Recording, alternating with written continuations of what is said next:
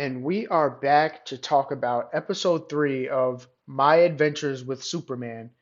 So here's a spoiler warning in case you haven't seen it. Make sure you've seen up to episode 3 and then come back when you've seen it. So this episode is about Lois trying to get an interview with Superman, and she's chasing him around every time he'll save somebody or fight a villain or something like that, and then just fly away until the end of the episode where she, of course, gets the interview and Superman takes her flying around the city and stuff. I think it was a good episode, and I can't wait to watch the next one. So at this point, I'm just waiting for Clark to tell Lois that he's Superman because Jimmy Olsen knows already. So I'm just waiting for Lois to find out whether Clark tells her or she just discovers it on her own because I think that is definitely a moment that this show is building towards.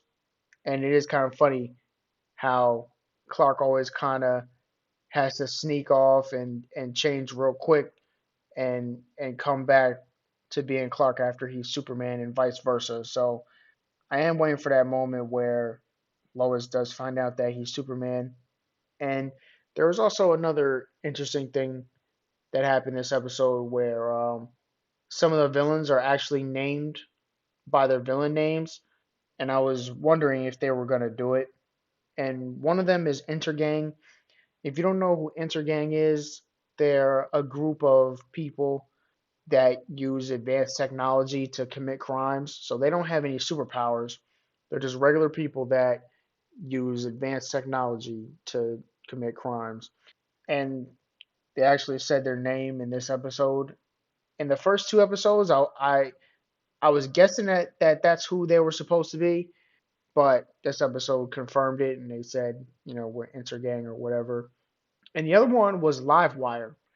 They just said it real quick. It was just something you might not even notice if you're not really paying attention. And Livewire is an interesting villain because she did not come from the comics at first. She's probably appeared in comics since she was created, but she first appeared in Superman the Animated Series in the 90s, part of the DCAU. So I think that was a cool thing to put her in this show because, like I said before, this show is kind of taking things from every era of the character. So for them to put Livewire was pretty cool to me. And there's another villain which they did not name yet, but it's pretty clear who he is if you know DC, and that's Deathstroke. And he looks like he's like 20 years old in this show. It's kind of funny. He definitely doesn't look like the typical versions of Deathstroke that we know from over the years of just whether you're a comic fan or watching the different shows and things like that. He usually looks like a 30 or 40 something year old man. He's got the white hair, so he could even be in his 50s. But he looks like someone who's definitely not in his 20s. He's had kids already and he's been a mercenary usually by the time we meet him. So, yeah, again, he's usually depicted as being older, where this one looks like he's really young. And I think that caught a lot of people off guard too because I saw a lot of people talking about it on Twitter. But I don't really have a problem with it because everybody is really young at this point in time. Clark and Jimmy are fresh out of college. It looks like they're interns at the paper, so they're not even full time employees. And we're seeing the origins of all the villains too, just like we're seeing the origins of Superman. So I don't really have a problem with it. I'm sure if we get enough of him or if the show lasts long enough, then Deathstroke will be closer to how we're used to seeing him look. But again, he does look really young, and I think that caught a lot of people off guard. But I also think it's okay to do something different because, like I said, we've seen Deathstroke be a certain way a whole bunch of times. So if they switch a little bit of him, it doesn't really bother me as long as the core of the character is still there.